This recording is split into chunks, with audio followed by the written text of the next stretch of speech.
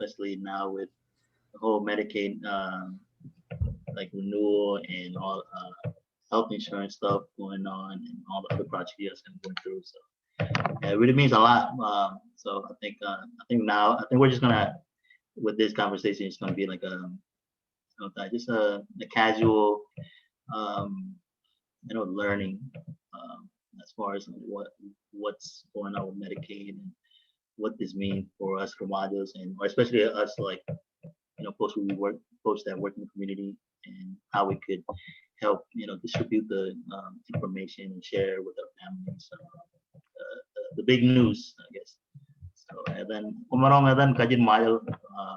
as well. So some of our families kumarong understand or you could go back and forth English. So I wanted to make sure like this whole conversation was both in English and Marshallese, but if and some of the Marshallese would be transcribed so that we have our families that were speaking English only could just read the subtitles and all that stuff. So I think yeah I guess so how's I guess whenever you want to start we'll start recording. So how's everything so Yeah, far? super busy, as you know, you alluded to. We're really picking up on enrollment, Yeah. outreach, and education. So we've been primarily focusing on that. But prior prior to this, we really we focus on implementation part of Yeah. the Medicaid within the state because we had issues even though the federal level had allowed co-file migrants to be extended this program federally, state level, it didn't automatically happen. So that took us a few months really to December, January, February, yeah, a few months to do a lot of advocacy work around that. And finally, on March, I mean, it's March 2nd, it became effective. So Yeah, today's the um, yeah, so it's been for sure like a revolver. It's like everything revolves around Medicaid, and now we want to focus on obviously enrollment, um, education and outreach. Those are the really big components of Medicaid that we're working around at this point. okay. Yeah, so and then if you're okay with it, Oh my goodness, I forgot. Kevin Michael. enggak, jangan ada kayak orang kan yang mahal agak I'm gonna have Okay. to start recording. So then I think we'll Yeah, you're start. good to go whenever. So Yeah, I can repeat all of that in Marshall. So no ko kita kalau kajian majaw. Yeah, ada kayak Barang-barang kayak ganyan. mahal. Mana? Okay. Yeah. And then hey Stacy, you could go ahead and start recording. okay, you're good to go. Okay. Yawe Melissa inana dan par kamu leo ko kenapa ko batu bido jipunin yung kiri background din na hulu din na Marquisa Support Network program yang trabaho dito na kay Small Family Support Program and Community Parent Resource Center. So ilo dan pat yinin ka jero ikat kenapa ka jero pat bwebwenato jiri kan new elabin me elawan I feel like they want to out quick par dan kemajar rekam trabaho dito yung baru ni pan melele yung laba pa rin kamulol pa dan trabaho na ikam yung yung project dilo community na rin kay trabaho ni kay yung katuan pajatan manberkat even before like I started working with the community. Ingat kung ko ba kalau ciri kan yung role na and as far as Medicaid then it could go on the next agad and then kind of kalau ciri kan Number Chris morning, Lodge morning, ilo codage, all Brilliant codage, Lorraine, Paraino, Alatada, Pamlero, ela tarangan roh me recer balpun kres enodam kaciungan minube video in antagarir yang mini kaciung congnodam darong yang kemlele karagarin gap organization me arulu leong tan lotering Arkansas Coalition of Marshallese enodam yu chela ya dain Melisa Laelan ijo lirgin mejero joyo rano Roluli ne chudak kan emen chor yor emen chor go chudak kage chudak penagagi chuan ne kadak education chuan tal army leadership chuan is health kami bar chudak kan ejinor malik tada kan manat yang meluna aurak bay Roluli ne chudagam etanakan review manateo ematanakan kaciungan kadagan kaj no chujukun perin bayan narungan chala kulen function nur magagat ilo amerikain ino the chin echuan chugino megal emarong command tok any command tuan nur megal ibro an talum ko ilo toko ebro rana tabar ko ilo wawin ko no rebok kola tok ekep manam ne nor lo island train maragael lukun wunar gar tudakan organization in aroluli jangan kakamana malak kulen arwo nor ilo arlor chorge ne men ne krono gawi kagada kan dron tal tuyun pereo ilo edinor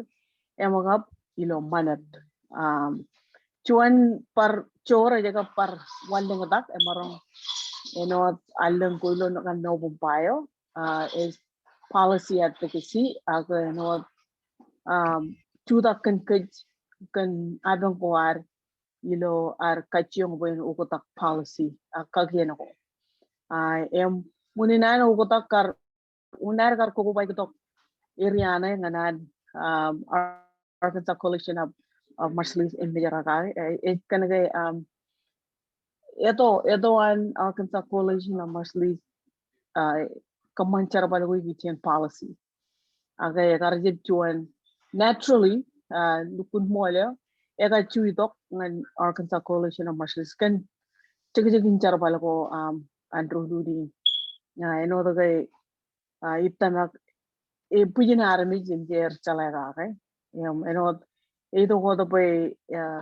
charbal ko chat ikijen policy in kayo kai enot an yu chala krujagar kanono ga ko gila chonyan policy kul level me char marungan charbale marmare is Medicaid program me dan in Medicaid so Medicaid ngayon man ngoko ni really lak rongo lalem iya mo dalak Medicaid agar charbalangan rumaya ilo tereo me kofa contact agar sign maleben chinon agar chinon all of kain nan rumaya ne perberewan rumaya lo Amerikain tagar eligible tagar marungun relang lo Medicaid ang iloga revenue lalem yo administration on Clinton ragar karelong tok edan nenumere ba welfare reform wunin garar kamane welfare reform in ela bakar dalam nakanana makartana kay ela banara ni ciya dot em recep charbal em karangan rigakian roan Amerika ilotere na ilotere na ara baga pujin remaja per rebelle kumana rebelle yang pujin kene cep kay agar iba ela banara ni ciya dapat cegum kajarbal welfare program kana programming cirang kana emun nanagar chuda kunergar pese gar welfare reform na menewe nana kan welfare reform na idogom kia ejelet ke remaja kia raga bujarak ar narangun reblog program Medicaid kana em kia e bujarak elak kat bujarak em ekarangan regagian roar an Amerikain raja pakai karcuan rola kameneo raga je peren kabujarak remaja aga eno riba oversight ke raga je raja blukul lamana kai raga caji ke ni jagar celet ke yamenigar kabujarak benefit ko aga cakaran aga human rongol hale niya kanyang harjan narungun tagar programin emitanak chen aro jagar echep kamang archar balilo Arkansas inai aga ngokot konogan state ga echet karchuan charbaleo me agar tagar national okay agar all of rulu em advocate roan state go echet ragal lukun barkadere no Arizona Hawaii, Oklahoma, Missouri, Washington, Oregon, kemudian pendro nem dukun kacung dukut kelen pen narongan tagarak carbalin. Em enodan yu chalai aramijio me akan dukun din ngatak em uni pen talak kagenin Senator Hirono em me tokuzen Hawaii. Karain ichun Senator Andrea Hawaii em kan calaya kawan ikijen an kofa romitin kofa per magadalak ngan Hawaii em chogoye jalaya kan abang ko merich celet kofa citizen role Hawaii em eyo chinon tada agar dukun pool kada poin narungan pass peeling ngan karale dok Medicaid dengan kofa migrant. Image meneo ngalun proud gaga em yeri gar kijong kono no gaga e chokonan Womack Representative Womack yo me chuan yo me main gian army jerinan lawar kan chain elun chuan me ela bakar konal lo wewinin chen kono no go ar ego ba takte brickland em ga pinojin Arkansas Coalition of Marshallese eneng nien ame ang kijong mi pen em kijong karri lake pen loe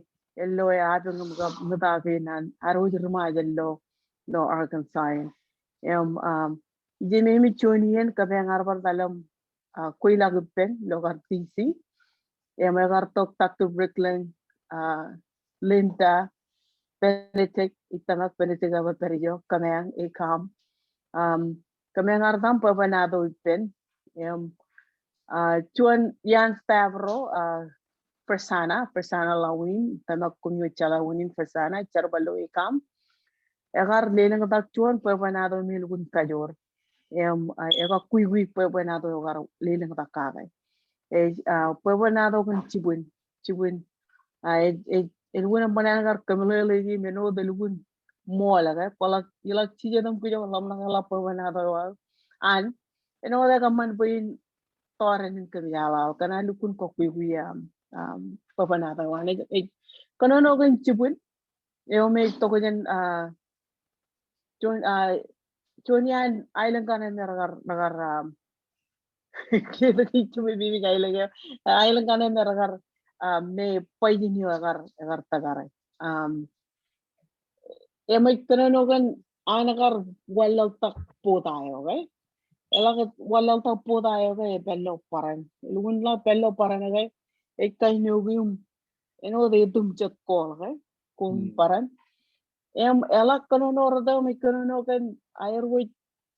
adan ay bay lalako lugun cover lugun nyan meno dogum kudubuji bukun pinigalap kayo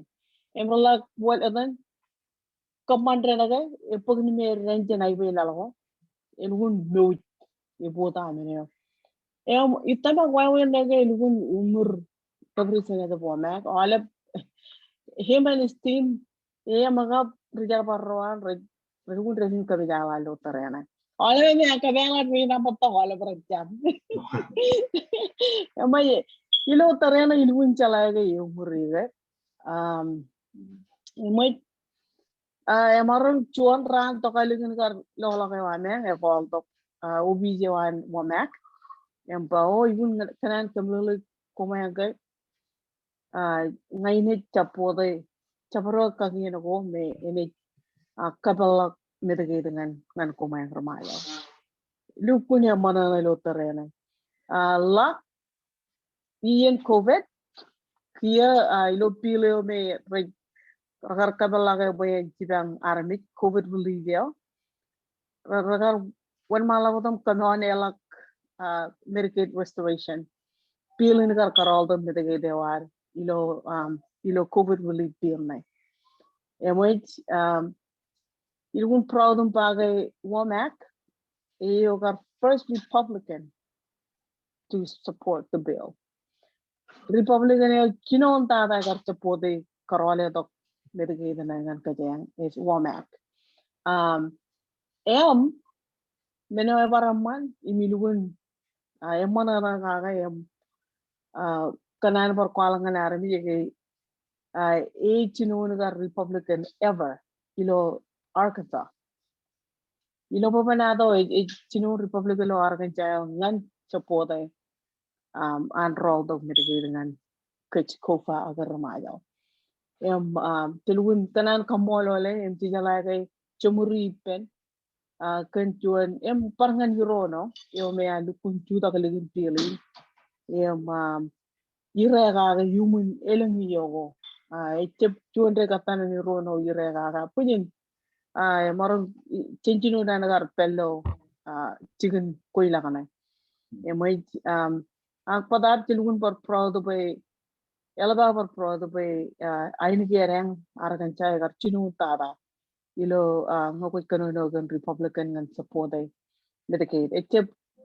many nigay chep ay issue ngan chuan habang yo be ba an tamakarat or an Republican no it can ignore im kan no ran army im tanak kan COVID chongan medio an rumayal merar loe emaga chongan chorre ni rumayal rar yung jaga yung logan medio experience elugun eka kuiwi eka prum ni em kiyo ko jalam lag enagar je bentri wunin polin wul lebinar dukun tudagam dukun irem fight charon elang langor jidok charon elang nana ko redor jidok jen community nar nake kami chep kampan chijet kampan pega boy chijala ke olep charam banago echepangan kunmin ngan army ayang nai me wan chango kanai e Medicaid na eban Medicaid na eban tongan e kam eban ngan army jero ningai emai be gun ebayan pin boy jadi ene pin aga chi chuda ko dum etro dukun focus ngan menogo merbaje Yaman ba yadan kuto ko yadan kamelele jirikan history yung tago yang walau ben kan marong yadan berrodongan ke rumah aja mau lihat yadan pemiluan kupa nation ko yaman ba yadan kia aja lagi jadian curwan ekam jarwan yaman ba itu pa topic ini kayak jangan kanan very low topic na Medicaid and health insurance yung ba't katitin na dan kung ba't kamera kan Medicaid yung is it like insurance yung tao rin pa kajrama din dukun nalalata kayo jab kalitin kayo so Ngay, so program namin Medicaid na Etonian program ko may jalak ngan kabro ruby payar miran nalalay bijong kajarban nanin insurance eno the jalak akalukun titibin nano ko coverage eno etuan insurance ngan kalay wanen takadawam elukun meni naurek pay chen marungun karelang kajilo programin aga programin kay ene karangan kwe elangay irigwanem kaya lang ija boy wanem quay with qualify quay with kakarangan programming karangan guideline ko on state guideline ko rebello website na echuan minor kabang charbale rainin echun toolkit nganar chere lo page po wajen kada ganar mi ta guideline ko on Medicaid kuban kachu pa o ngar majal eligible ay maron rela ay chap ayat molago kwer majal a koy wit kanne ray wit chaga chunian meno ko me koy wit kamu wala ewar e wanem ray wit lale ebale ray wit ebal lugulok meno ko muyam kwer muyege chade wanem chade chonganara mi lawan mayo may alangar lo ke kunit qualify e war ni approve ya ngar lo ke ko qualify Horban kuban nargon relang program yumay ilo tibrigum kabirorogi yan rujalak ilo melele ibijang ban Medicaid de chon insurance me human per human state de chon program insurance per human state nganan state kalay ki wanen tagado ko am eno darang melele ke puyun rutor chip charabal e me recent nargon relang insurance private insurance ko padap chunin yaw AGL on yan kien nganan no program yung dagar chata boy boy in tibang rome iri wanerum eja boy wanerum ngan ay huju ko chat ilo america in ko pokon narun qualify ngan program tibang ko je ku needy requirement in income na elang na ko ni loe ko chunyan when it qualify at karangan guideline ko on state ayat kumarungun relang Medicaid yami elgun hour bo kumayang all provider ng pelo Medicaid kamolo li roje bay iloga 2018 yo ajari roje major ragarjan narungun eligible ngan arkit na ga ejaban Medicaid wan ajari alukun bar Medicaid man padap ejangan ajari ilogar mokotajan 2018 ajariro nejir meroj nangan mijam rujuro oli bien repair koldo okay chuni rumaja la chalagan jiren chuni ajari e marong lukun pibam menege na ga ben kijong karta ga gi munin kene ga chalagan jiren e me par chuan ne bar charbal me kamar par emmi jara ga em lukun kare ga ga e ngan kidne ben talangan rumaja emangana ke joj ajri majal kiya imnanin kwala kai ebak chilu taujin ajri majar rebello program ne kiya em chuan mene ome ilgun kamanare manana ba ti jala kiya ga ilang yalan ngana na ajri ran tugo ta jinor kiya chakar kiya kachiong em dukun kama chongnar narong ba program ne barta barangan rutto kiya ejan ba rutto kiya Oku tak war kit dengan ajari yang regular Medicaid dengan rutto aga yang tak arkit aja permatan par Medicaid. Teman ba dan kuko melele dan orang orang qualify kia ba ya ga iku yung confusing jirit ikijen jadi ba kaji rumah as far who's a citizen in one a citizen in Majal. So many of confusing and then by now other than Medicaid or Arcade and I got even before all the budget Majal little bit we know a lot of our kids are going to get qualified because based on their citizenship. You know they're going to get based on citizenship and then income may qualification on Medicaid. So dia mana bayar dan kuka mana how we can qualify for it, what we need to understand. Real, kita tama kay mereka kapiruhan family rocket is able to apply on their own or even seeking help with others. I think just that piece of information may based on income rate, but not income guide, but then citizenship guide. So I think I'm here away with the new change. While okay, while the Romaja, then citizen Romaja or citizen America. So as for and then continue with. Does it also apply and educate particular about and stay to get you as far as what is happening? Yeah. Emang kacita ka na yan, Chris. So ilokar tigang ba rongo chimyon ran rodo yung rongo leo. Kaya layo ekar pass kagino ekar pass federal level ekar quality all of COFA citizen ilo Americain rejigi eligible ngan Medicaid.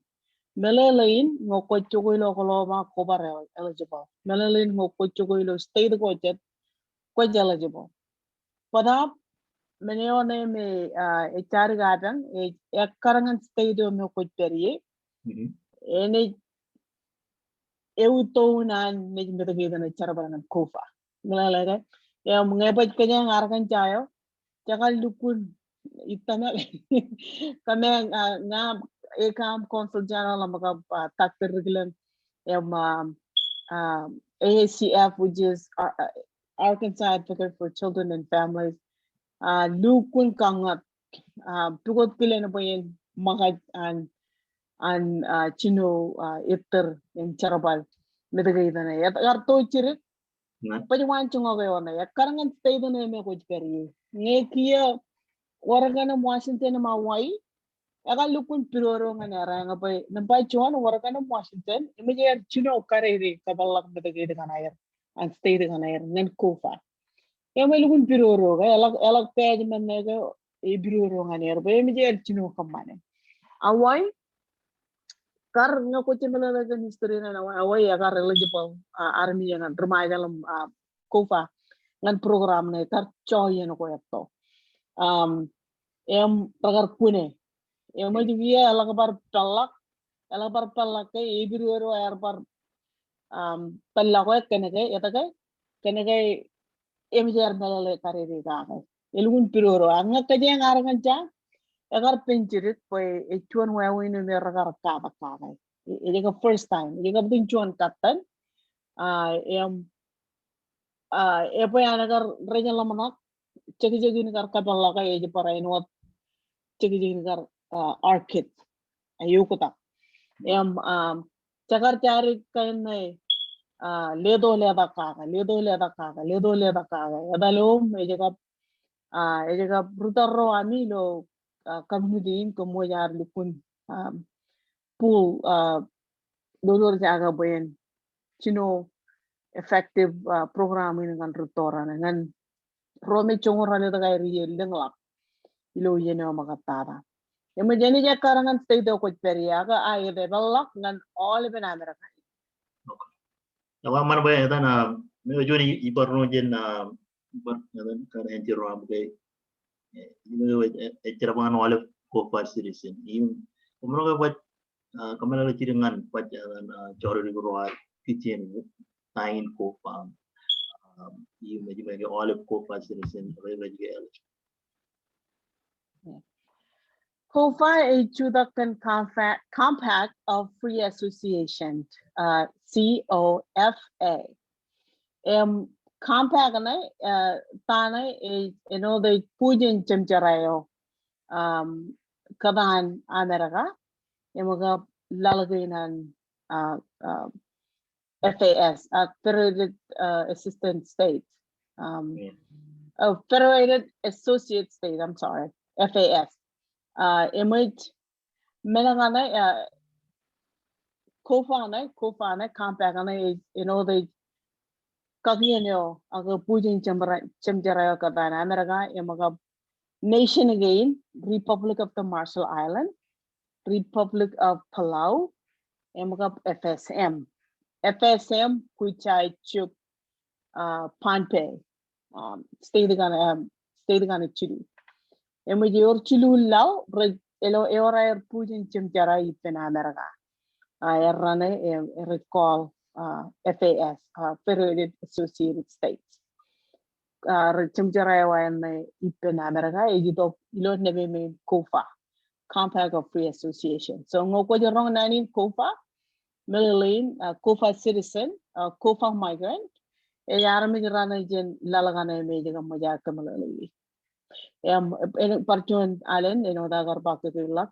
ayat Medicaid, a charapalangan, all ibben army rain the top, embrachang the US citizen. Ngan chellalgain me kanono gagi. Kia Medicaid, they are eligible ngan US citizen, Karmokotajan, Tijan Paramo Chipion Rana. A clear lagokota, elak pass Kakian night. Regular lela program ne ngan Medicaid program ne ngan COFA melele kwai rome rotogen ai lalagain me jaga maja kanono gagi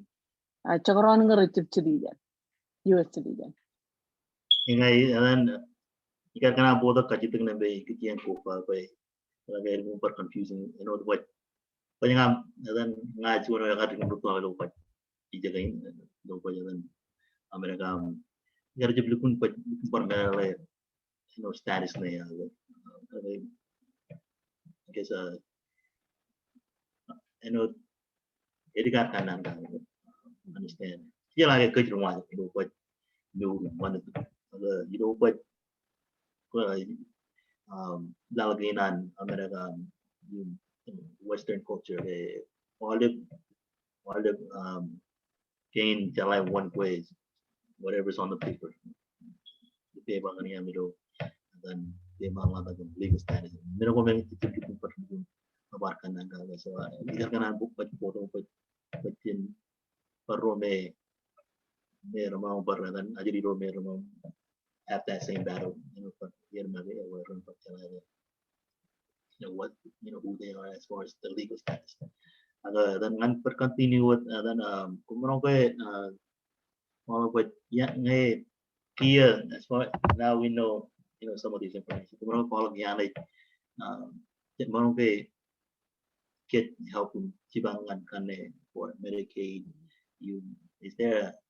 deadline dengan karir aplikasi ini ngan kumarong kacio dalangan website na ngan kanne ngan Medicaid kumarong kacio dalangan kacio ngun pula pa puin jala kay ngayon kwala ko website din kacio ngun pula pa lo email ay ngan kanne kumarong kacio dal ngan website na THS bello access let me see accessarkansas.gov. So www.access ACCESS.arkansas ARKANSAS.gov GOV. Kumarong kacu adalangan website na ilan kajin majalo company lo terrain etale kajin ugogen abul ge jeneo egal lenchon ga rugo achagar kachyon edatai emilo terrain lale ugogen wana abul ge jeneo matanchir gere diala aga no kota langane elang kajin majal janai kajin majal ne kwal ko one row remajal kwal ko remajal qualify kia may parain wa kwal kan minugo mi igar kanuno ga hikutin kanta ko koy which word menot chade wanem parain wat chade waran army rolo mayo chuju security kain hirni kwala ko tagana koy wiji akia ngan kabro ro gola koy army garan narongon tabar program ngilo yeno magatada ega melangan program ngan elang chuan nagi program ngan karelong army yelo Medicaid ami wachala ito anigam karelong arami gilo healthcare program chinchino nagar Affordable Care Act chino nagar pelak Affordable Care Act na marketplace na kimla karbe karelong wadarami jim kia kay pelak Medicaid chini bar ko ba gitok charaban na bejen bar karelong arami jim ngokukanan kumarong talo tangal ubidyo, ngayon call ubidyo, kumana mo appointment. Lisa kachok plan re yo me karelong arami lo programa lo tarin. Nampayawan ikam is emen timilyon radam yon chilu chijino lalim chijino ro lalim. Kumarong bar no daro chalaga rumaja lemon pipo pair. Kumarong bar major tok Arkansas Coalition of Marshallese ilo pipo wire. Ini ilang chon ini juwa ay ikijen kachiro kwam. Ikijen te dalay ni chala te dalay ni meno yung man Medicaid de chala te dalay ni chebeno dagar Affordable Care Act meno medyo ba ACA kar iyo yola kar emaron kar yung ula limo daranin kadi yung regila kay meno yung manin Medicaid na kay pala qualification yung kumarong kane chabro diyen yung may chalak te dalay na padap kaciumun menbokwan kanne yeno makatara puyen kun narung tugot edinor ngan koya maka pamle wam. Okay. Man Kommol ba yan kung melele jatuh kenapa dia kan terus saya dan macam orang apply yung modal jam orang kata kayak ikijen cibang Ibu ada kacito kuah gani mun bayanan kita makai jenis ibu continue dengan bwebwenato in buat jalan lagi ya kapten kal inujin so jalan lagi still in the work baca balik waktu lo buat kagian lo stay the home so kita makai dan video ini mana cibang ane kamera lagi ciripkan kalau lebih bikin Medicaid. Ayat, emi jabar tingin waj fact sheet na yang kuwela kayin mayan na. Okay. Mo kono jilali email na yaman ja kumarong chere na pen family ko charbali pera. Eno dari mininem chalaga iburo langar ngaredal ngane kampe ikaman barang chidang yer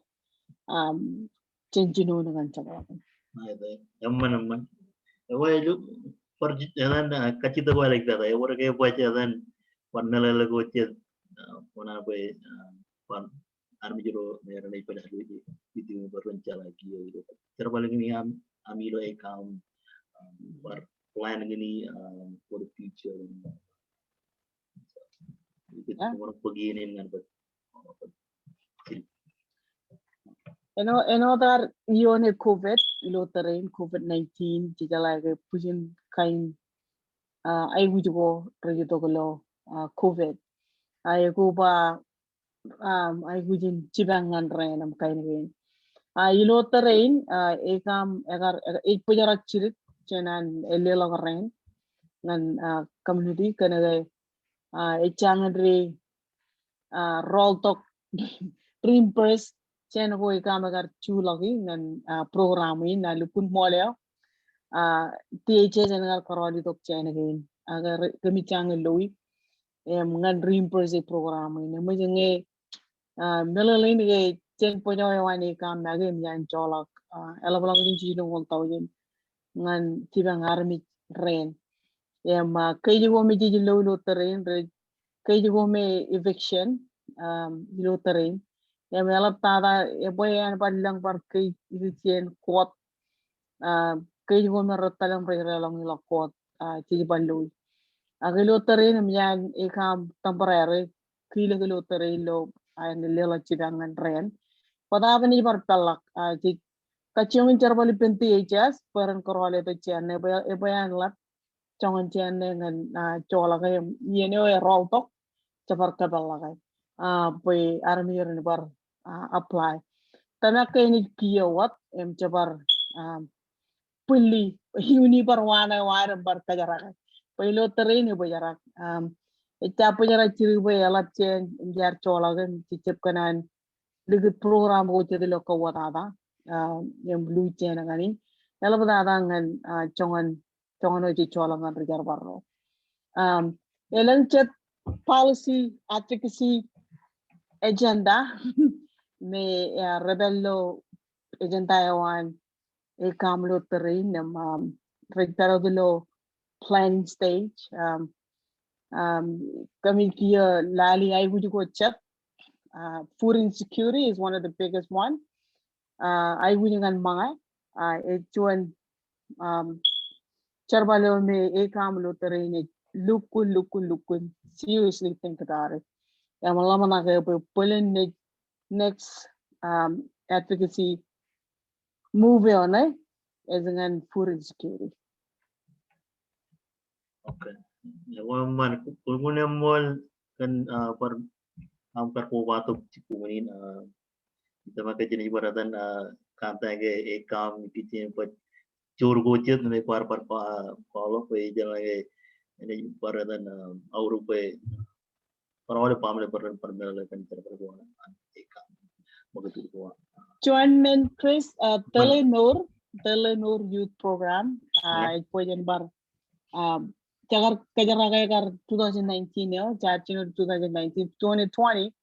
Agar je pekan COVID. Agar 2021 ikijen bar Chino bar Telenor Youth Program. Program ini dengan anak juru Nigeria kadakan mana tegainar yang parainot ya kadakan nurilo Amerikain yang kilang telar ni. Kanan nagtaran roga program ini ni talangan ayer hero Niger. Teni meet tuan kapten lo chun week. Ano dagar kamani lo yala. Kami teni bar kanan kris dalam nailang ayer hero arangan ni pelu program. Kommol Chris. Naik. Kalau ngai apa je buat kacau cina je banyak tanah ikijen bwebwenato ini naruh cina jatan perpaya wajib jadi email wajib kini barang kamera lagi pam. Agar मैं अगर पहले परियन में कराई को opij mana berkata ke myself we're here for sharing resources kita family roger kan especially with the Medicaid by sama ke ini like we all the burden kita kan to Medicaid hingga kung para Kommol Melisa hopefully we'll catch up soon and talk more. Okay? Mol tada. Okay. Salamat ka, Riri. Salamat.